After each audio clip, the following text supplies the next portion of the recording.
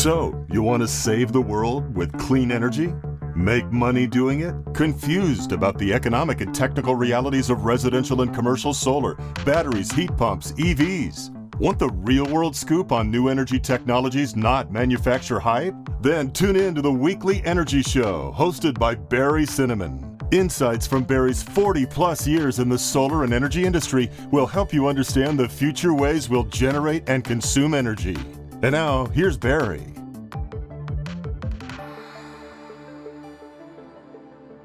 Welcome to this week's Energy Show. Now, California's energy policies don't make a lot of sense to me. We have plenty of solar resources, plus an ostensibly environmentally friendly government, but we have almost the most expensive electricity in the country, and it keeps getting worse. Hawaii might be a little bit higher, but when you look at the peak rates, I think California's worse. Now, the utilities are supposed to provide affordable, reliable, and safe power. They're 0 for 3 on that basis. Now, I know political considerations have a big tendency to bias these policies, but I'd like to understand some of the economic rationale. So I reached out to an economist who's lived in California for half a century, since September 1974.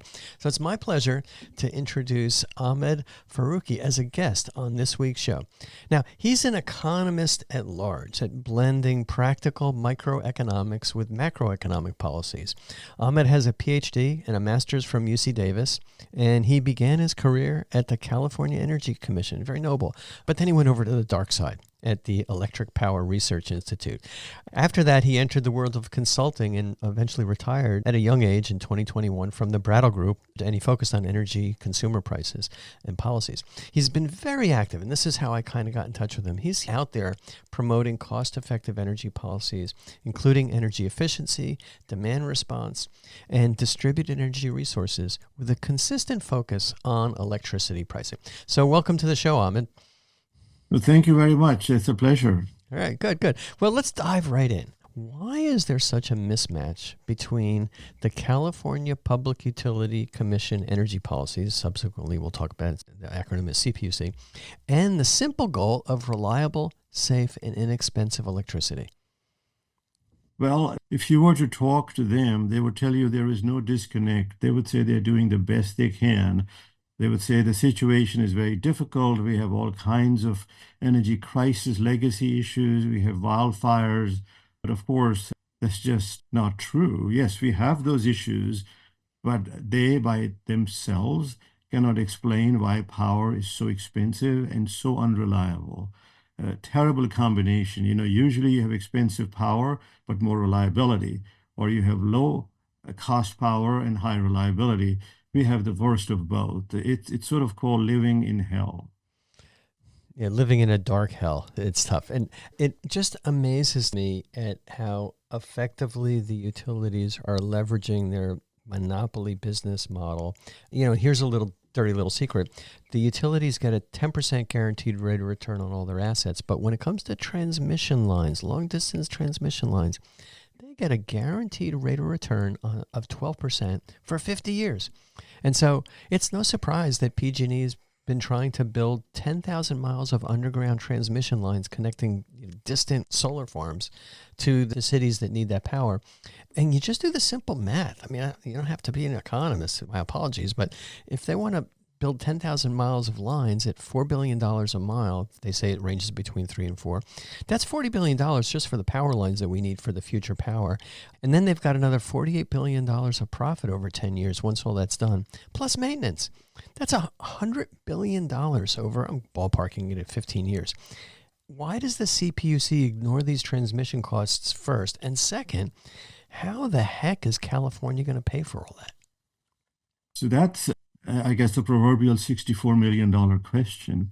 We have some recent statements from the CEO of PG&E telling us that the rates will stop going up as they have over the past. They will be capped at the rate of inflation. But that doesn't stand on the shoes of credibility at all because of the numbers you just cited. Now, one can debate what those numbers are, and I'm sure there are lots of different numbers floating around.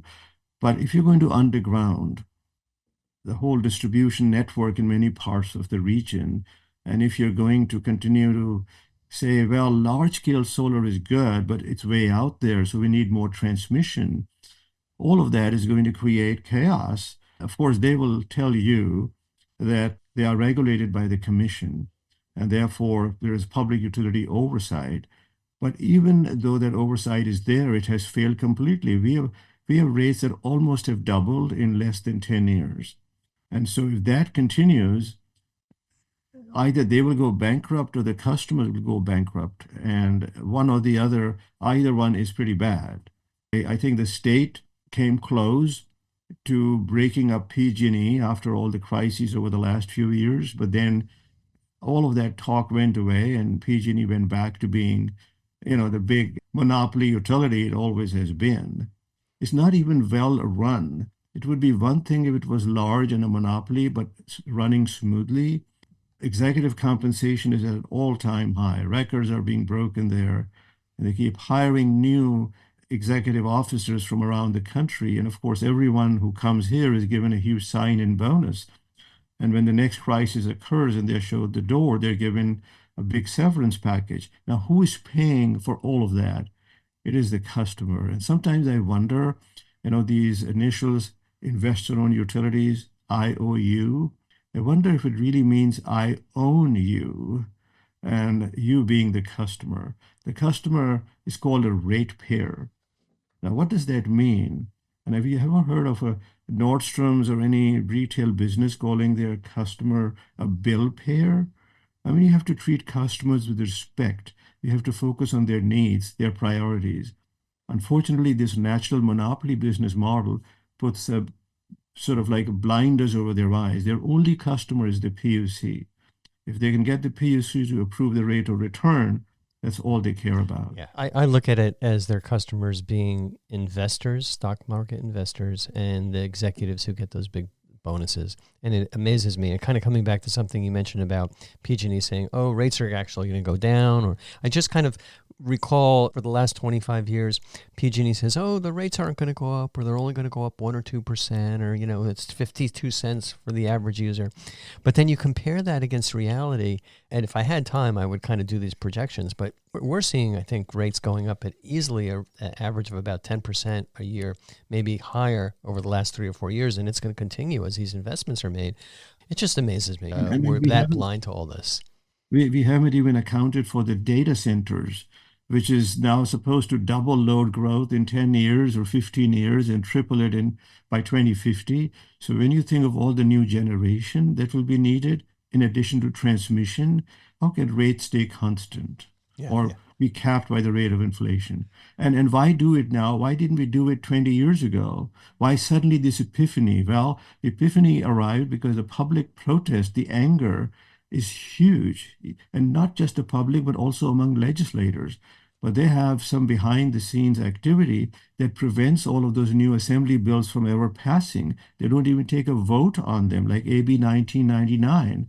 I mean, there are lots of those. It's like there's a Dirty Harry movie here going on. Yeah. Well, the Dirty Harry movie, we're not using guns, we're using political contributions. And the reality is that the utilities and the IBEW, we did the research on this in conjunction with the Solar Rights Organization, but they're spending a ton of money to elect politicians and continue to contribute to politicians that are favorable to their policies. You kind of mentioned that we almost managed to add some reality to PG&E 5 or 6 years ago when original fires happened and the second time they went bankrupt. PG&E continues to contribute enormous funds to politicians on their side. The IBEW and PG&E and the other utilities contributed $5 million to Governor Newsom's reelection campaign. And so it's absolutely no surprise to anybody that understands the impact of money in politics that as soon as that happened, Newsom turned into not Governor Newsom, but in my view, Governor No Son. And he's really whatever the utilities want, the utilities get. They got the PUC that they like, and they got Newsom's veto pen ready to go on any legislation that would be bad. And I'm talking a little bit about a ballot measure. What's the possibility of a ballot measure that would try and cap some of this?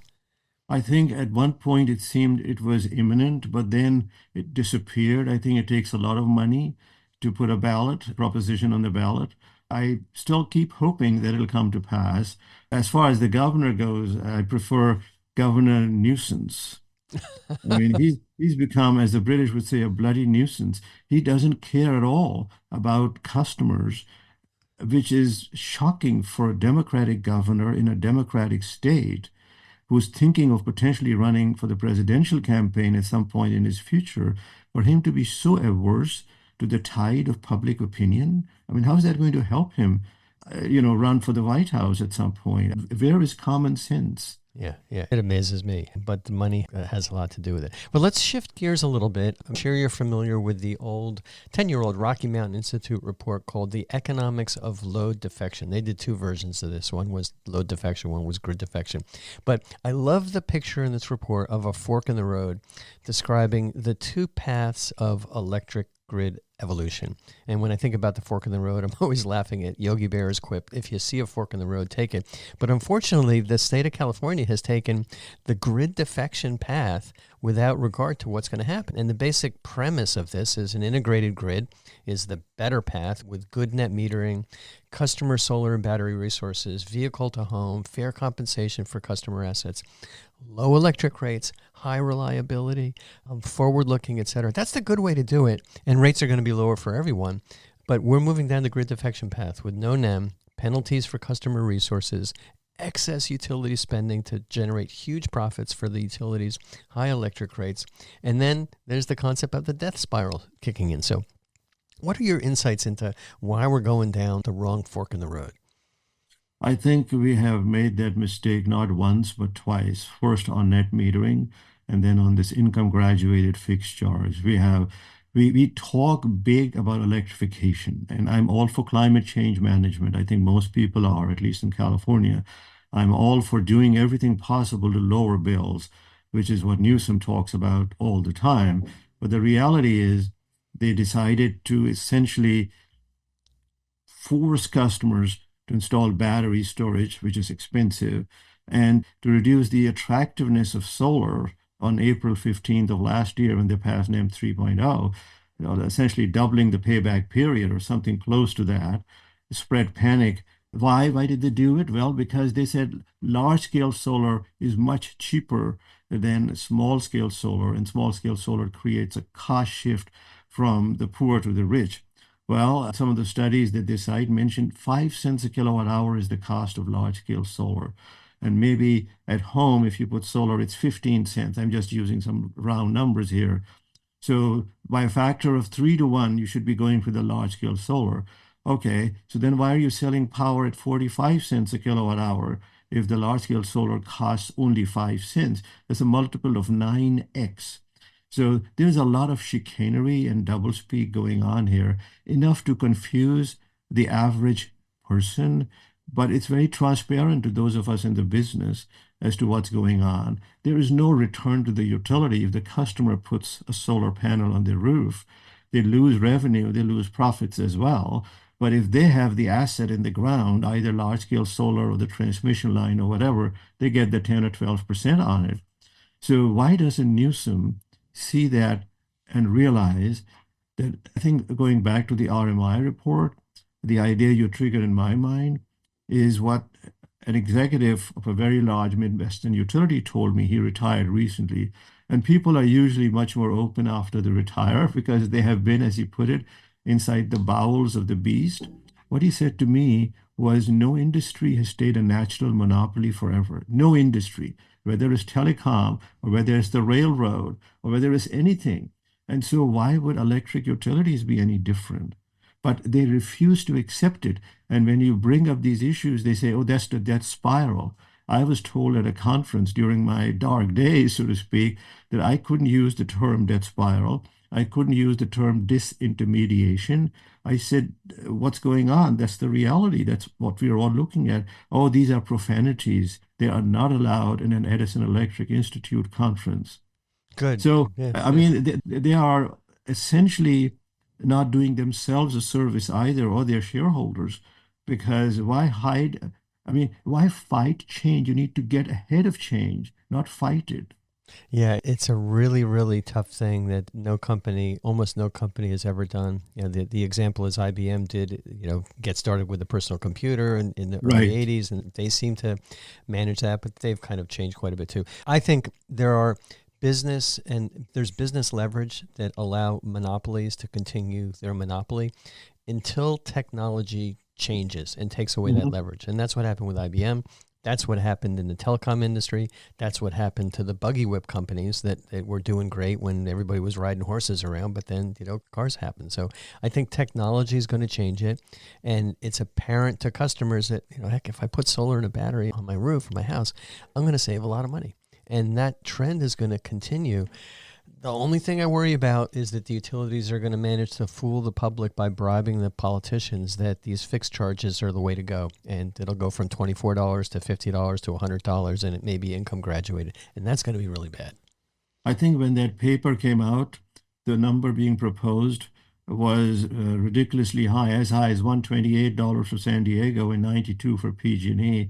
And I wrote to one of the authors of that report. I said, this is going to encourage grid defection. This is going to encourage people to leave California and so on and so forth. And I said, there is no evidence it will promote electrification, which is the blanket under which they had hit the income graduated fixed charge.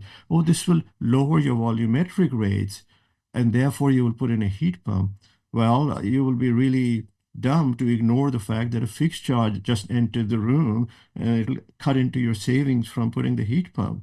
I mean, they must think that consumers have a very low IQ, when in fact they are the ones with the low IQ. They are looking at the relatively short term of bonuses and profits over the next, 2, 3, 4, 5 years. They're not looking past 5 years. And it's really interesting. When somebody writes a paper that, AI is going to use a lot of power, I'm sure the utility planners jumped on board and said, let's just rack up as much demand as we possibly can. And that justifies building more power plants. But coming back to grid defection, I live in a house and it's all electric. And we've got heat pump, HVAC, heat pump, water heater, induction cooktop, EV chargers. But I'm looking forward to the time in, over the next year where I can use my 131 kilowatt hour battery in my Ford Lightning truck and plug that in. And I'm really close to that. I just saw an article in Canary Media this morning that Baltimore Gas and Electric is doing a pilot program with the Ford Lightning and with Sunrun to do exactly that.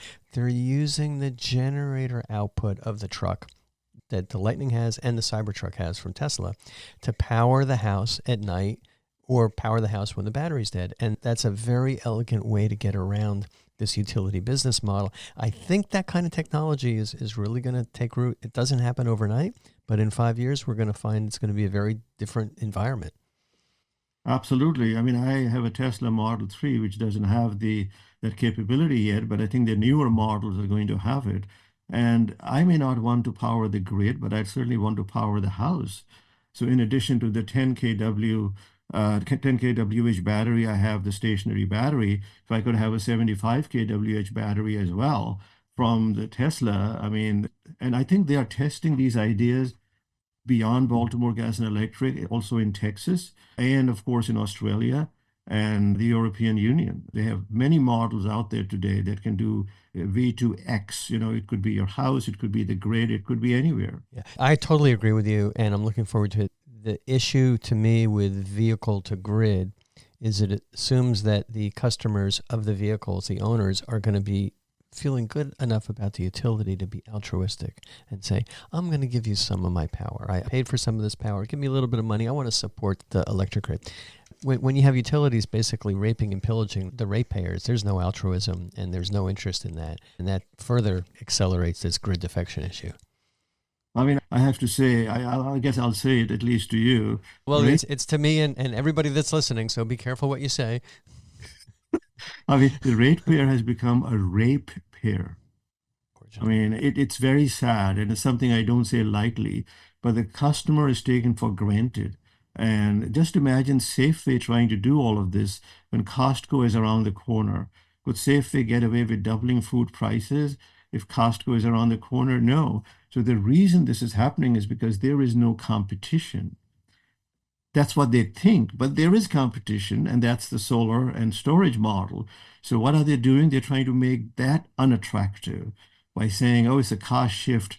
Anytime you go to shop at Costco, does Safeway say that's a cost shift from us to Costco, from the poor to the rich?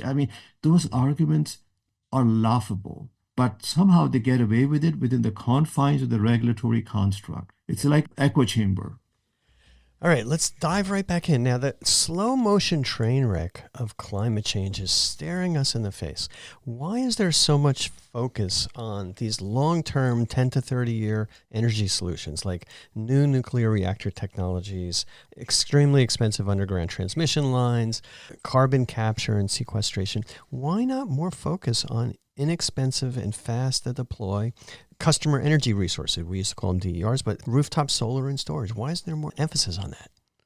Great question. And the answer, at least the answer I have come up with, by the way, if you ask this question of many of them, they will not give you an answer that any of us can understand. The gist of it is they don't make money on customer energy resources. They make money on utility-owned resources. They get a rate of return. They get happy shareholders, happy investors.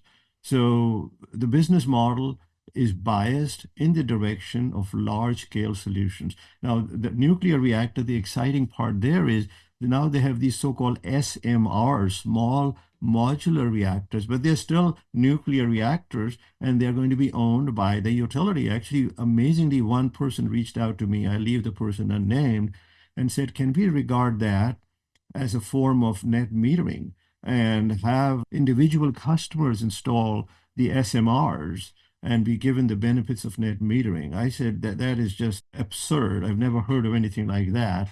But they are trying to do whatever they can to push that technology even down to the customer level, but they will get the rate of return on it because it'll still be utility owned. Yeah, well, I think that person must have been thinking about the movie Back to the Future, where Doc had a small Mr. Fusion nuclear reactor in the back of his DeLorean, and he just put some vegetable matter and garbage in there, and it was just generating gigawatts of power. Maybe in 50 years, 100 years, who knows? But yeah, It'll be I too totally cheap agree. to meter, they told us in the 1950s. Yes. And when Diablo Canyon was being built and the disaster loomed on the horizon, 5x cost overrun, they told us, oh, it'll still be less expensive to build Diablo Canyon than not to build it. Even though it is going to be expensive, it'll be less expensive than if we had not built it. Well, this is a hypothetical that has no easy answer because we don't know what else you would have done. But so they have a very clever Hollywood kind of a line. I think they must have experts who specialize in chicanery. Just disguise it as good for you. Give them a bitter pill, but sugarcoat it. Yeah, and they have all of our ratepayer money in order to advertise and tell us that that's a good thing. But I kind of, at the end of the day, when I look back at these big transitions, what killed the old monopolies, it really was technology that changed. And we've been through the technology changing for solar coming down by a factor of 1,000 over the past 50 years. The batteries are becoming ubiquitous. People are going to be using the batteries in their car, which they already own, to minimize their electricity costs. And, that's going to take another 5 or 10 or 20 years. But there's no doubt in my mind that it's the same thing that happened to the telecom industry. And it's the same thing that eventually killed the buggy whip and the stable companies when cars came out.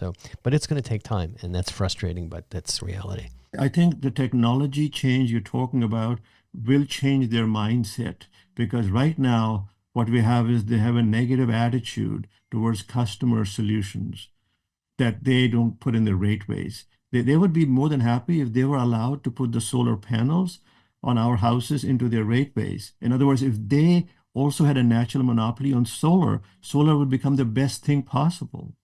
A good friend of mine was on the board of PG&E for many, many years, and he explained to me the reason why the utilities don't own those resources, whether it's on a home or on a big warehouse, and is they're not able to make enough money on it because the customers are going to want some kind of lease payment, and the utilities don't want to pay what makes it worthwhile for the business or the warehouse or the home to own that, and at least in California, it's not working.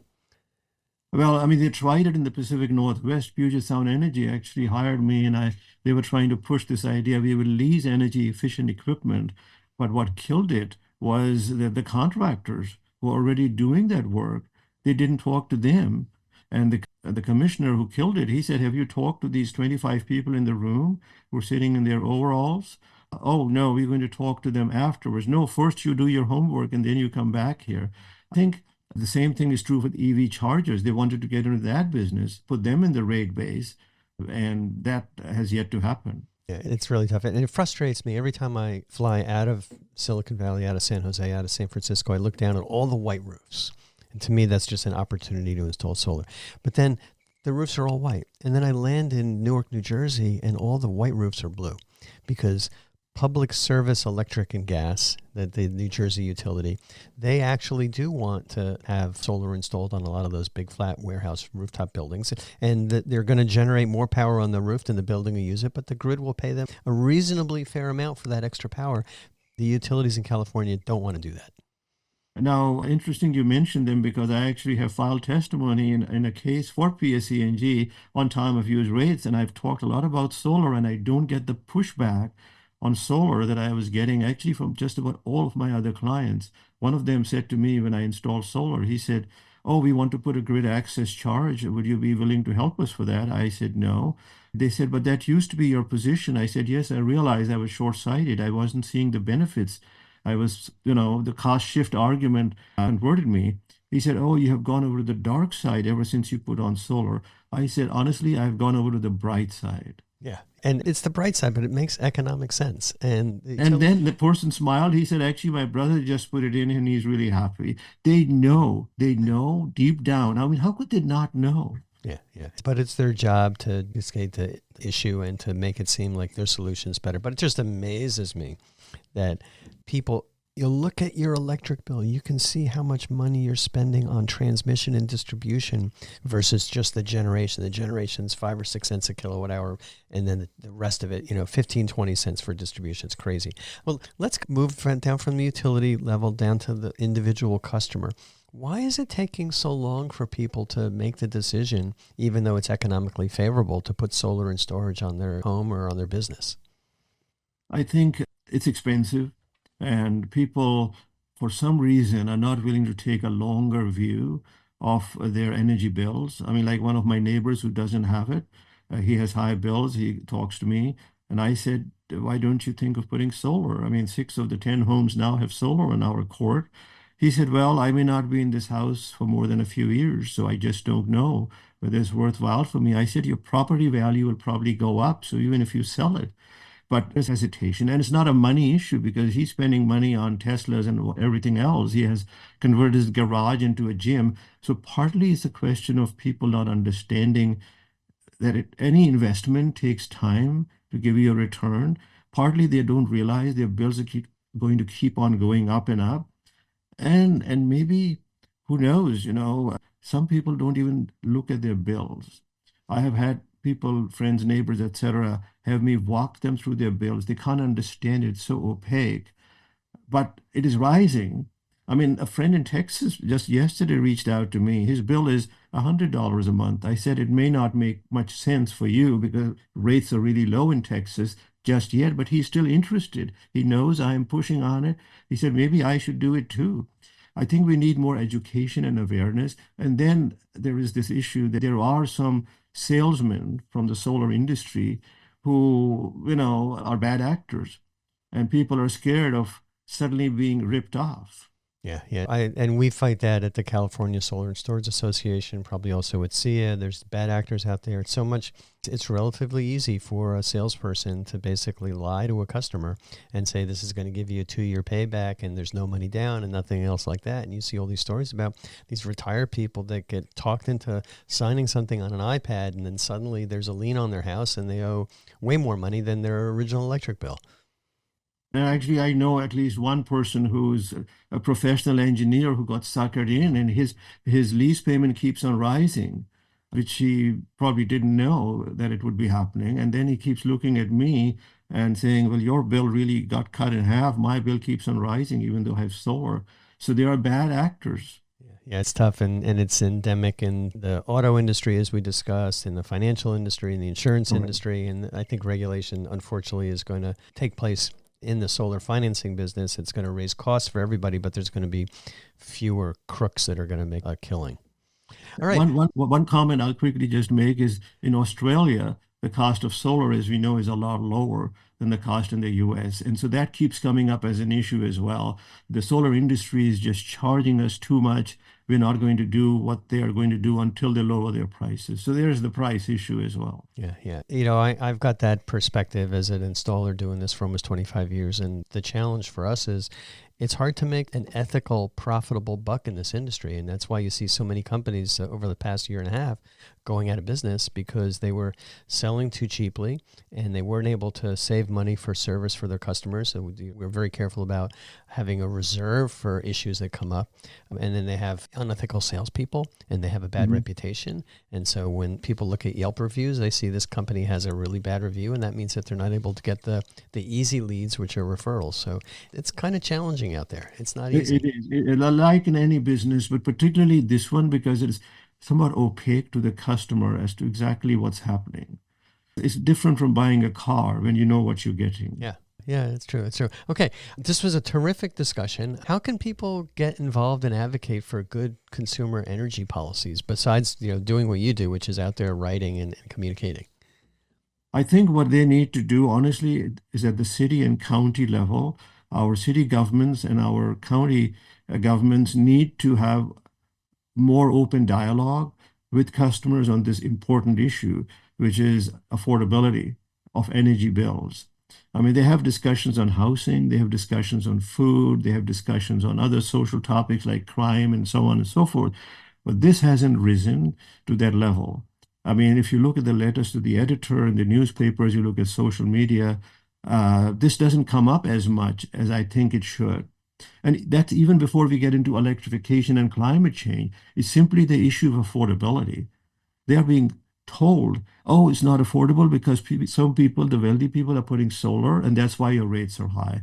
I mean, which is just pure, BS. Solar came into its element about 20 years ago, but our rates have been higher than the national rates since 1979. That's when I began my career.